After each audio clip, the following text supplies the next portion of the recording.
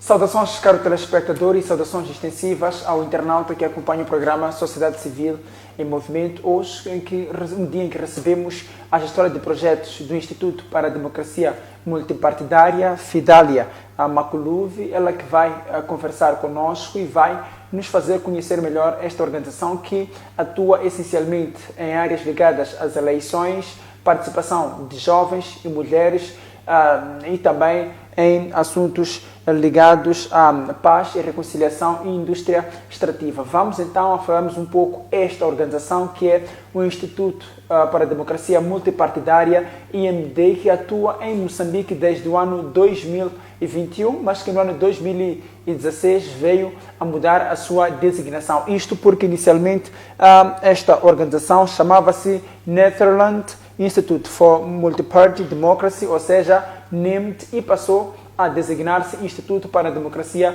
Multipartidária. Fidália, é bem-vinda. O que é o IMD? Saudações. Em primeiro lugar, gostaria de agradecer a esta oportunidade que nos concederam para cá podermos estar, ao convite neste caso, e dizer que o Instituto para a Democracia Multipartidária, conforme já avançou, é uma organização da sociedade civil que trabalha essencialmente com atores políticos com vista a reforçar as suas capacidades para contribuir para uma democracia multipartidária. Dizer que a IMD busca reforçar as capacidades desses atores. Quando falo dos atores políticos, estou a falar dos partidos políticos, dos representantes a nível da Assembleia da República, a nível das Assembleias Provinciais. Estamos a falar também dos órgãos de gestão eleitoral. Estamos a falar das organizações da sociedade civil, grupos que representam mulheres, jovens, pessoas com deficiência, e também do governo, onde o IMD procura trabalhar com estes múltiplos atores que de alguma forma têm uma contribuição significativa para a nossa democracia, reforçando as suas capacidades, fornecendo ferramentas necessárias, fazendo também advocacia para contribuir para uma democracia multipartidária. Dizer que o IMD tem três pilares estratégicos, e o primeiro pilar está voltado para a promoção de uma governação democrática, onde temos lá ações ou projetos que buscam promover a capacidade desses atores políticos mais voltados para a promoção de uma governação democrática, reforçando as capacidades dos membros do Parlamento, reforçando as capacidades das organizações da sociedade civil no nosso país, a nível de várias províncias. O segundo pilar também está mais voltado para a questão de participação política e representação, onde olha mais para a questão dos grupos, nesse caso grupos de mulheres, grupos de jovens e pessoas com deficiência, onde o IMD procura reforçar as capacidades desses atores, promovendo várias ações, mesas redondas, debates, com vista a procurar saber as questões que preocupam estes grupos vulneráveis e como é que eles podem melhor participar na política, na governação no nosso país, e também as ações estão mais voltadas para capacitar esses atores, também fazer advocacia para que tenham mais espaços na sua participação ou nos espaços de tomada de decisão para que possam efetivamente participar. E o terceiro pilar está voltado, conforme mencionou, à paz e reconciliação nacional. Então, são ações voltadas para contribuir para os processos de paz no nosso país, onde com vista a promover ações que contribuam para a paz, para a reconciliação. O IMD busca trabalhar com diferentes atores, incluindo o governo, organizações da sociedade civil, os atores que previamente já mencionei, com vista a promover esses espaços onde possam ter um entendimento comum e tenhamos ações mais que contribuam para a paz. Então, essencialmente, são essas ações que e uma questão muito interessante que também gostava que compreendêssemos um pouco é que esta organização começa a atuar como NIMD de 2001 até 2015 e em 2016 veio então a mudar a sua, vou dizer assim, a sua índole, passando de internacional para nacional. Isto permitiu com que o IMD pudesse atuar com mais abertura e maior alcance? Com certeza. Antes o IMD, conforme fez menção, era a NIMD representando uma organização internacional holandesa e a partir de 2016 passou para ser uma organização mais nacional, tendo em consideração também que as organizações internacionais têm certo tipo de limitações e havia toda uma necessidade também de nacionalizar a instituição, no sentido de também ter mais abrangência e trabalhar em prol também da democracia multipartidária, sendo mais uma representação mais moçambicana e nacional. E com certeza permitiu esta abertura e o IMD tem estado desde lá até então a trabalhar como uma organização mais nacional, claramente que continua com a parceria, né, da organização que representava. Pois, e o IMD tem se notabilizado muito pelos vários projetos que tem desenvolvido e a esta altura em que conversamos há um evento que está a acontecer também sob, vou dizer assim, uma iniciativa que também engloba o IMD. Estamos a falar da Conferência Regional Interparlamentar sobre Transição Energética, Mudanças Climáticas na SADC. O que é que moveu o IMD também a vir com esta iniciativa? Bem, em relação a este evento, a esta conferência, com o tema Liderança Parlamentar, Transição Energética e a Economia de Petróleo e Gás na região da SADC, dizer que é um encontro que iniciou ontem, dia 29, e com termo previsto para amanhã. Portanto, uma sessão de cerca de 3 dias, sendo que o terceiro dia está mais, quer dizer, o último dia que vai ser amanhã está mais reservado para as visitas com o Parlamento e o corpo diplomático. E este é um encontro que é organizado pelo IMD e pela Southern Africa Resource Watch, que é uma organização regional baseada na África do Sul, em parceria com o Parlamento moçambicano e o Fórum Parlamentar da SADC. Dizer que o objetivo deste encontro é identificar as prioridades estratégicas e propor algumas ações concretas face ao desafio que temos de transição energética, contribuindo para uma transição justa, sustentável, inclusiva e responsável. E o que moveu a organização deste encontro, neste caso por parte do IMD e pela Southern Africa Resource Watch, a SARO, é que olhando um bocadinho para o mundo em geral e também o nosso país em particular e a região da SADC, é que temos vindo a assistir que temos enfrentado desafios relacionados a mudanças climáticas. O nosso país, ele claramente que é pela sua localização geográfica, mas também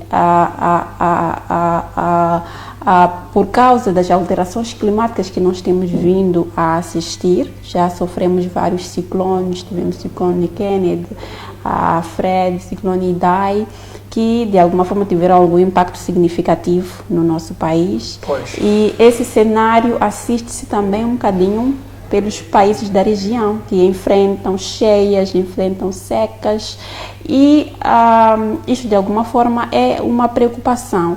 Por outro lado, temos o facto de os países da região serem ricos em recursos naturais. Estes recursos, estamos a falar do petróleo, do gás, do carvão e outros minérios. E há uma demanda para uma transição energética, uma meta resultante da COP28 em que até 2050 temos que atingir uma meta de carbono zero. E há uma necessidade de haver uma reflexão em torno disto, como é que os países da região da SADC, que são extremamente ricos em recursos naturais, e que também, por um lado, sofrem as consequências dos efeitos das mudanças climáticas, e, por outro lado, são ricos em recursos, são ricos em recursos naturais.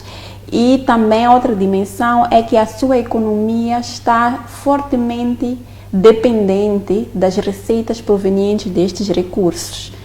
Então, há um grande desafio, há toda uma necessidade de sentar-se e refletir como conjugar estas todas questões, pensando também na necessidade de fazermos uma transição, porque também há uma oportunidade que nos é oferecida pelo facto de, para além esses países serem ricos em recursos que, de alguma forma, acabam influenciando negativamente para o ambiente, também tem depósitos, tem reservas muito boas em outros minérios que podem ser muito bem aproveitados para esta transição energética. Dentro mesmo deste tema, que na verdade tem polarizado os debates ao nível mundial, há também uma questão levantada, sobretudo pelos países africanos, considerando que boa parte dos países do Ocidente, os mais desenvolvidos, na verdade, conseguiram desenvolver a sua economia com base nos recursos naturais, minerais,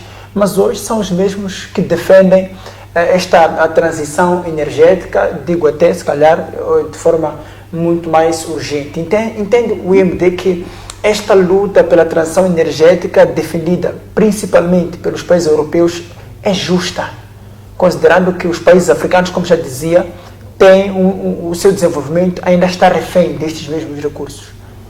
Bem, conforme avancei, este é um dos fatores que nos leva que levamos à mesa ou estamos a discutir neste encontro que estamos a ter.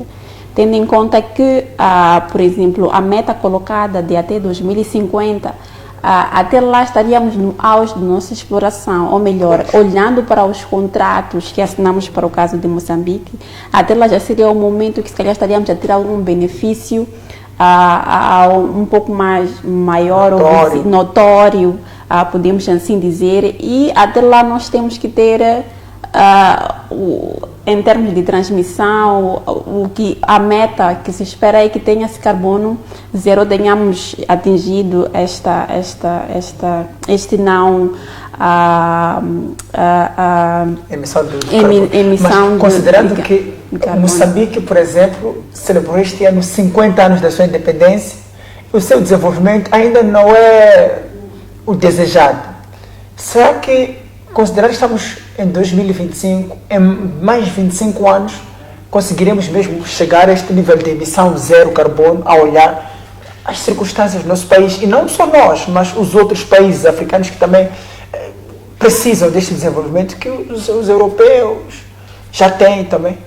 Esta é a reflexão que nós estamos agora a fazer neste encontro, porque é uma preocupação é uma situação que está a preocupar os países da região, incluindo Moçambique, sobre como melhor nos posicionamos de uma forma que seja justa, né, para todos os cidadãos da região da SADC. Sobre como é que melhor podemos nos posicionar, e é exatamente por isso também que estamos a refletir com o Parlamento, com os parlamentos da região da SADC. Claramente alimentados, estamos também, temos neste encontro experts que vêm de diferentes organizações da região da SADC que refletem sobre estas matérias ligadas a mudanças climáticas, a transição energética, ao setor do petróleo e gás, que é mesmo para alimentar aos parlamentares que lá estão presentes sobre as opções que nós temos, as alternativas que nós temos, olhando para a justiça, olhando para a responsabilidade. É preciso que seja uma transição responsável, que seja uma transição inclusiva. Temos o Parlamento, que é um órgão que representa diferentes vozes de cada país, e é preciso que se ouça o Parlamento, e é preciso que, tendo em conta o papel legislador que o Parlamento tem, que é extremamente crucial, que vá se pensando sobre quais são as alternativas e as políticas que podem ser formuladas que sejam justas para todos os moçambicanos. Então, é uma reflexão que está-se a fazer, que claramente não é possível, ou não seria de todo justo fazer um corte abrupto no sentido de parar com a transição, mas também não é algo que devemos ser negligentes, no sentido de essa transição para nós agora não é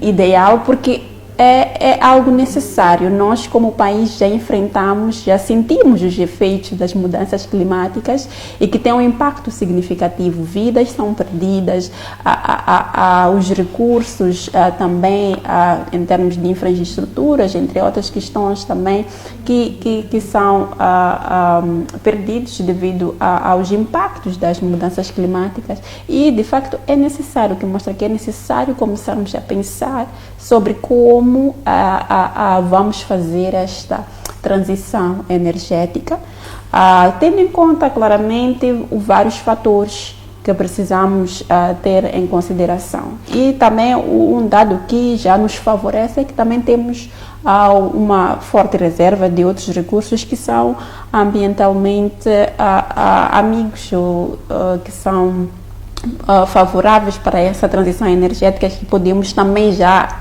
nesse processo, de uma forma gradual, ir explorando, ir fazendo uso, e também estudar as alternativas que temos de fazermos uma exploração que seja ambientalmente aceita. Pois o IMD também, conforme já tinha feito referência, trabalha com atores políticos, incluindo parlamentares, líderes partidários, órgãos eleitorais, e com vista mesmo a garantir que a nossa democracia seja efetivamente multipartidária e até sustentável.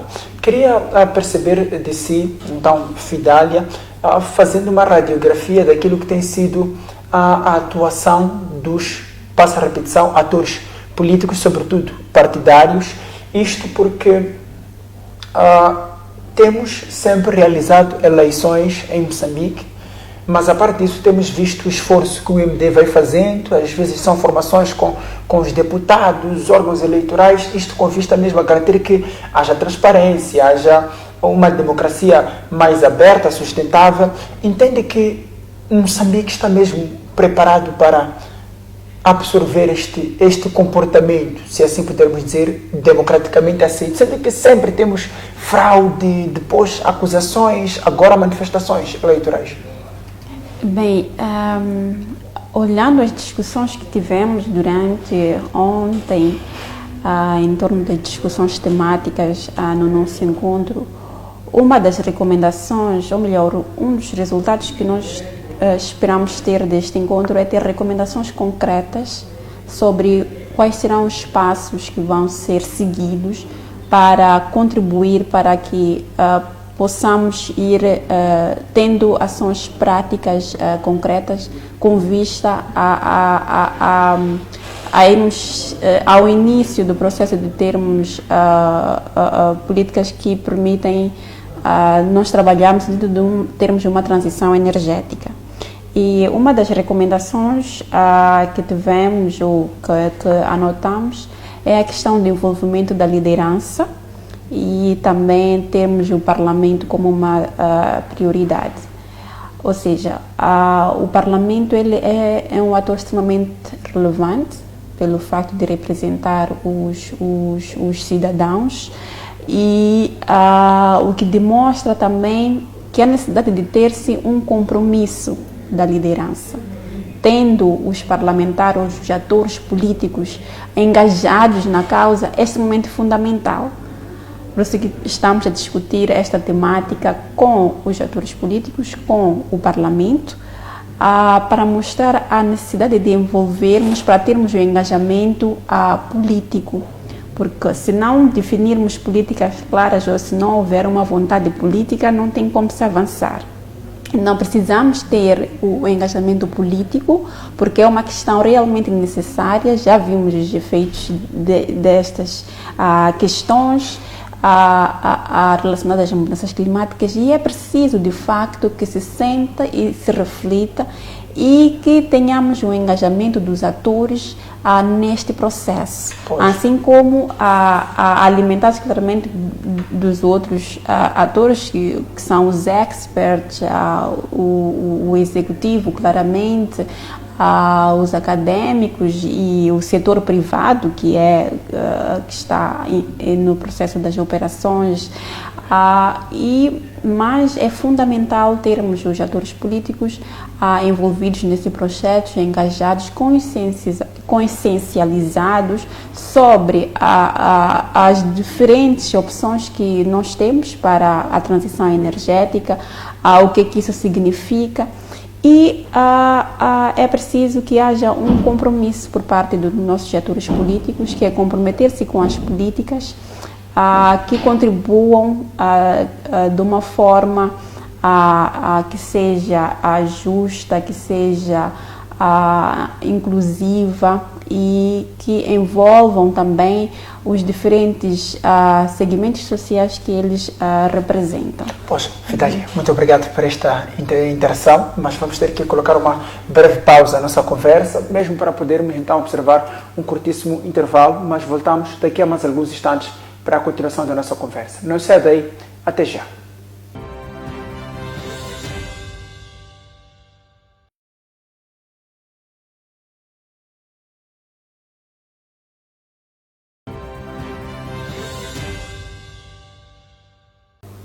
Bem-vindo uma vez mais, caro telespectador e internauta. Estamos de volta para a segunda e última parte desta edição do Sociedade Civil em Movimento, de que conversamos com a gestora de projetos do Instituto para a Democracia Multipartidária, Fidália Makuluvi, que nos faz então conhecermos esta organização que atua essencialmente com os atores políticos em várias temáticas, incluindo eleições, participação de jovens e mulheres, e também a questão de paz e reconciliação e, por fim, a indústria extrativa. Estávamos no bloco anterior a conversarmos um pouco mais sobre a atuação dos atores políticos em questões ligadas às eleições, à transparência, e queria compreender melhor. Nós temos registrado fraudes, aliás, denúncia de fraudes, como temos constatado, partidos a contestarem.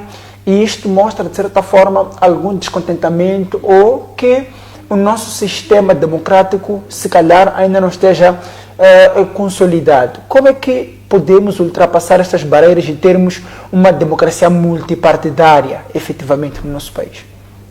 Bem,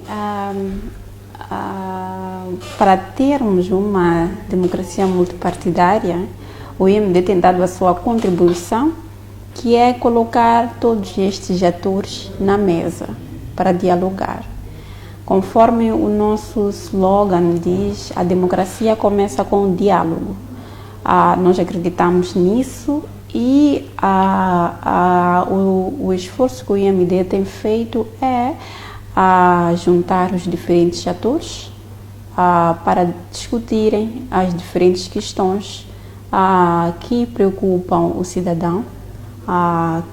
Penso que tem acompanhado as diferentes mesas redondas em várias temáticas no âmbito do escopo do IMD, que traz os atores para refletirem, para discutirem, para darem as suas contribuições, como forma também de dar voz a cada grupo, a cada cidadão, e de lá faz uma sistematização desta informação e partilha com os atores que estiveram presentes para ações de seguimento, bem como com as instituições aquelas que lhes dizem respeito, como forma de tomar conhecimento e para que haja alguma ação de seguimento relacionada às questões que estiveram a ser discutidas. Acreditamos que é preciso que haja diálogo e diálogo contínuo sobre diferentes temáticas, pois com o diálogo é possível alcançar consensos,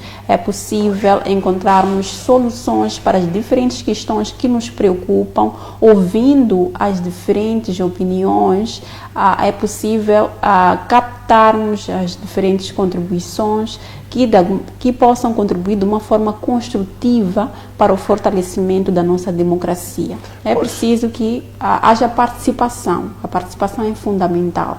A inclusão também dos diferentes grupos.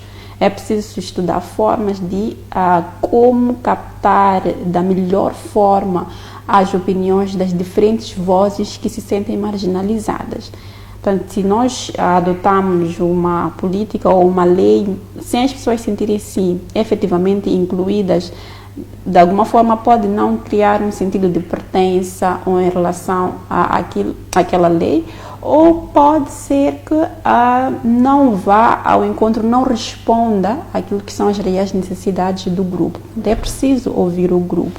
Alguns grupos costumam dizer, ou tem um slogan que diz, nada de nós sem nós, nada sobre nós sem nós. Portanto, é preciso que haja um processo de auscultação dos diferentes grupos nesse processo de diálogo, de discussão, para que efetivamente possam participar, para que efetivamente sintam-se incluídos nesse processo. Pois, o IMD é também pela participação política de mulheres e jovens. Queria perceber de si o que leva também o IMD a trabalhar nesta perspectiva de haver esta promoção da participação política de mulheres e jovens. Digo isto porque num dos eventos também organizados pelo IMD, ali no vosso website, em que dizia-se, por exemplo, que era necessário incluir-se mulheres no processo de tomada de decisões para garantir que estas mesmas decisões sejam efetivamente sustentáveis. Há algum segredo por trás da participação política de mulheres e jovens? Bem, o que nós temos vindo a notar é que, por exemplo, os jovens são a maior parte da população no nosso país. Pois. As mulheres também.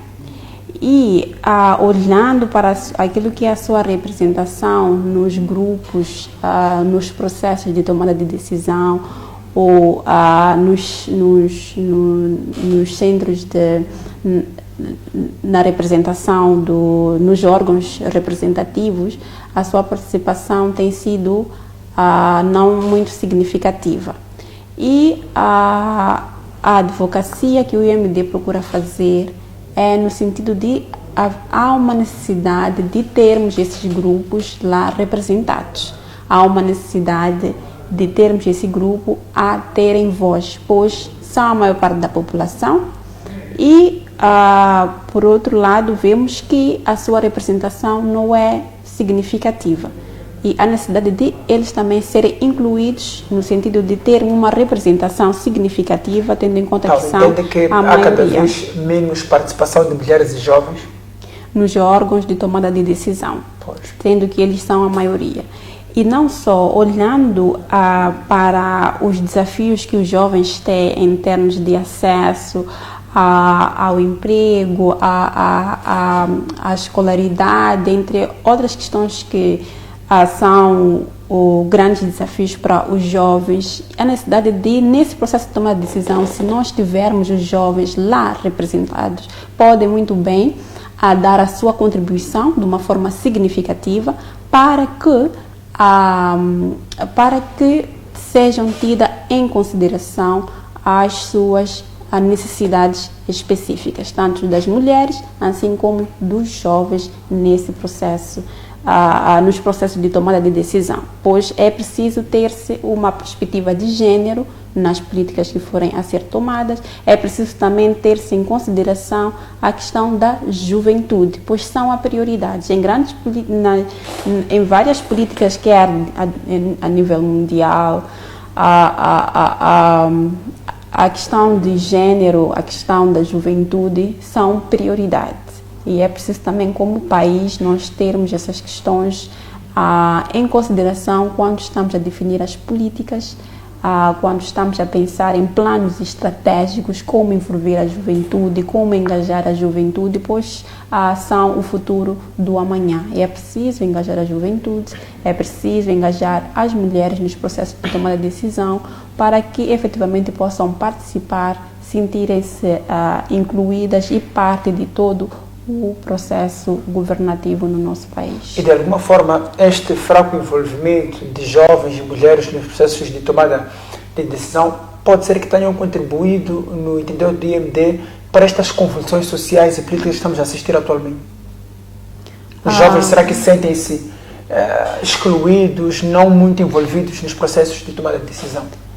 Bem, em parte pensamos que sim, olhando para o figurino daquilo que foi a composição, não é? Durante o processo das manifestações, vimos muitos jovens de alguma forma reivindicar os seus direitos, a sentirem-se marginalizados, e a necessidade de pensar-se sim em como envolver cada vez mais jovens, pois são a maior parte da população, e as mulheres também nos processos de governação, definir políticas que sejam sensíveis às mulheres, aos jovens, às pessoas com deficiência. É preciso que, de facto, comecemos a pensar como país como envolver estes grupos de uma forma mais efetiva. Pois, e o MD também trabalha em prol ou em temáticas ligadas à paz e reconciliação nacional, e fomos brindados recentemente pela iniciativa de diálogo político nacional e inclusivo, que engloba, como o termo, o nome já diz, diálogo político, engloba os vários atores políticos, vários partidos estão lá representados, e também vão integrar organizações da sociedade civil.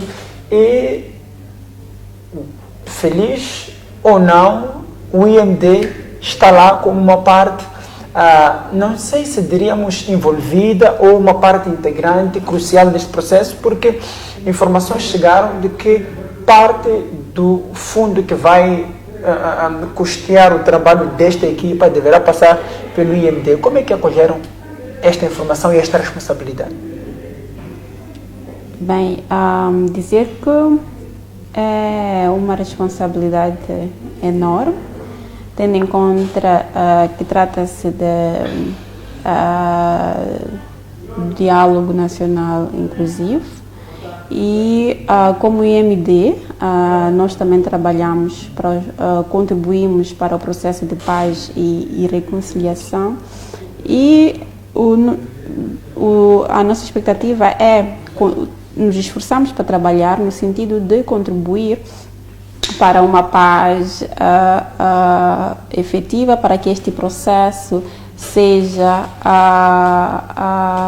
inclusivo, transparente, e que também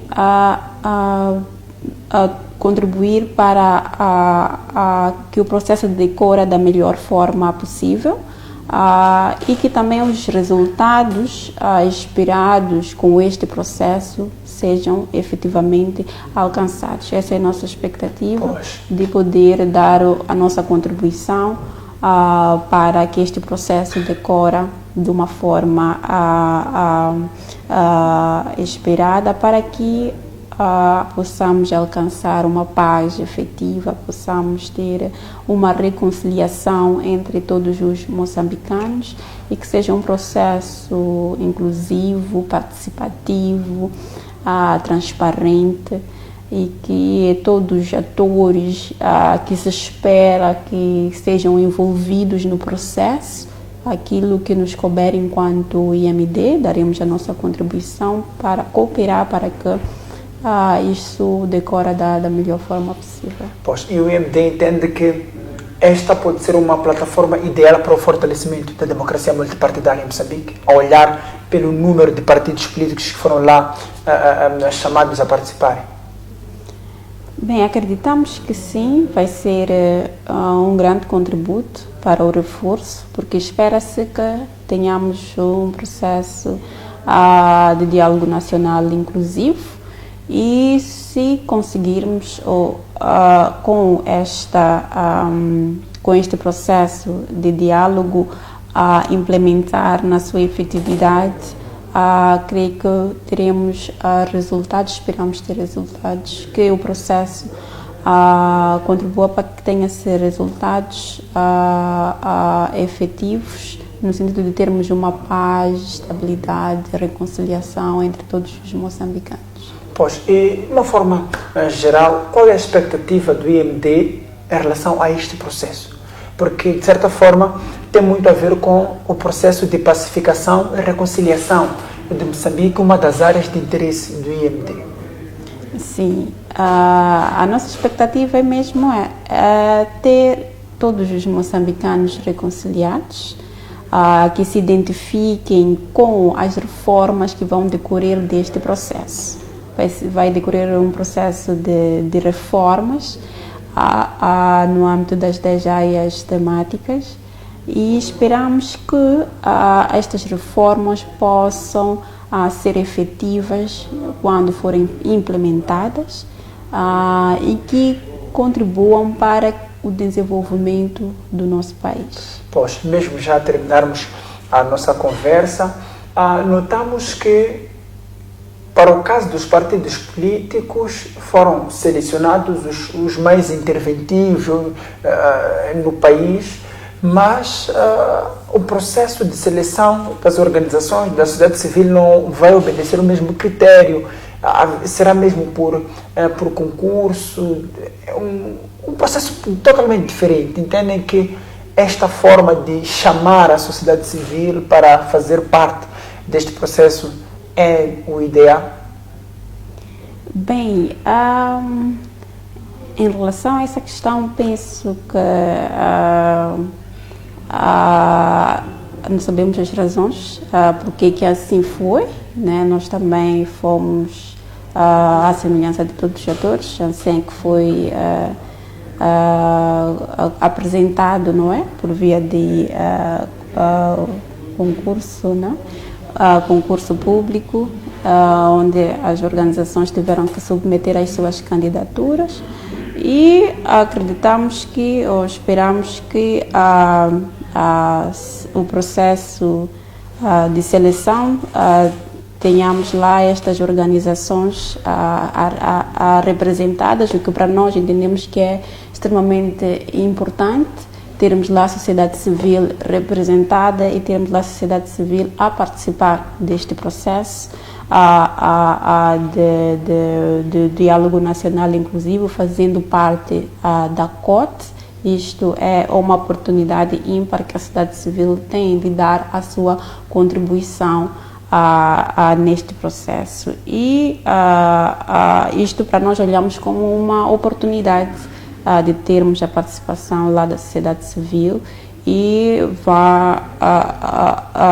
acreditamos que a sociedade civil vai unir os seus esforços para aproveitar este espaço, e os que não forem selecionados darão a sua contribuição para melhor alimentar os que estarão lá a representar a sociedade civil na COT e o mais importante é termos aproveitarmos esta oportunidade no sentido de darmos a nossa contribuição como sociedade civil para que o processo decorra da melhor forma possível e que a sociedade civil possa, de alguma forma, influenciar em um espaço que a sociedade civil tem para poder influenciar e cabe a nós podermos aproveitar este espaço da melhor forma possível. Pois, infelizmente o tempo não nos perdoa, então, Fidélia, vou pedir mesmo que deixe últimas considerações. Bem, a dizer que em relação a conferência, não é? Que estamos a organizar, que ela vai terminar amanhã, sobre a liderança parlamentar, a transição energética e a economia de petróleo e gás, e que vamos produzir um documento com recomendações concretas que vai melhor alimentar os passos subsequentes a caminho da COP30, que vai se realizar no Brasil. E a ideia deste encontro é mesmo poder preparar o grupo que vai representar reuniões subsequentes e também em preparação também da COP30, que a ideia é mesmo ver como é que os países da SADC posicionam-se em relação a esse processo de transição energética e como é que eles melhor podem dar a sua contribuição no sentido de irem pensando em políticas concretas que podem contribuir para esta transição energética, tendo em conta que uma das recomendações que surgiu de lá é que há uma necessidade de equilibrar a dependência de combustíveis fósseis com a ação climática. Portanto, há esta consciência de a necessidade de se pensar em ações com vista a caminhar para a transição energética, pois é uma realidade da qual não se pode fugir, e irá se partilhar este documento e agradecer a oportunidade que nos concederam de podermos cá estar para trocar essas impressões em relação à conferência sobre a liderança parlamentar e também sobre as áreas de atuação, o trabalho que o IMD tem vindo a desenvolver. Pois, muito obrigado então, Fidália, pela sua presença. Agradecemos também a organização no seu todo, o IMD, pela abertura, para podermos então conversar e colocamos desta forma o ponto final a esta edição do Sociedade Civil em Movimento, mas voltamos para a próxima edição assim que se justificar. E até lá, fique bem. Tchau, tchau.